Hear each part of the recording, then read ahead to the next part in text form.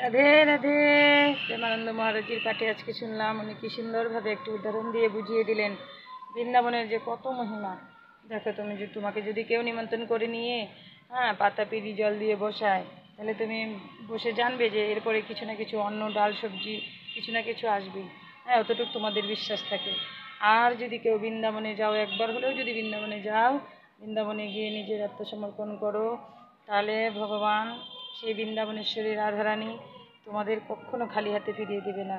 তোমাদের ভক্তি বাড়বে, তোমাদের বৃন্দাবনের প্রতি আকর্ষণ বাড়বে। বৃন্দাবনের এত মহিমা। বৃন্দাবনে যদি থাকো, বৃন্দাবনে গেলে বৃন্দাবনে আবার যাওয়ার ইচ্ছা তোমার মধ্যে জাগবে। আর মনে হয়তো এই আশাও জাগবে যে বৃন্দাবন যদি সারা জীবন বাস করতে পারতাম। আর তুমি যদি গৃহে থেকেও বৃন্দাবনের আশা সবসময় করো, তাহলে তুমি বৃন্দাবনের বাসের ফল পাবে। প্রেমানন্দ মহারাজের এত সুন্দরভাবে বুঝিয়ে দেন, এত সুন্দর মধুর বচন শুনলে মন প্রাণ জুড়িয়ে যায়। ওনার কথা শুনে কতজন পরিবর্তন হচ্ছে, কত লোক কত রকম ভালো হচ্ছে খারাপ থেকে। কত লোকের ভক্তি কত বাড়ছে দিন দিন।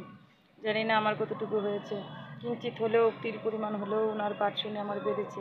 এতটুকু আমি নিজের প্রতি নিজের বিশ্বাস থেকে তোমাদেরকে বলছি। তাই তোমরাও প্রেমানন্দ মহারাজের মধুর কথাগুলি শ্রবণ করো, তোমাদেরও অনেক মঙ্গল হবে।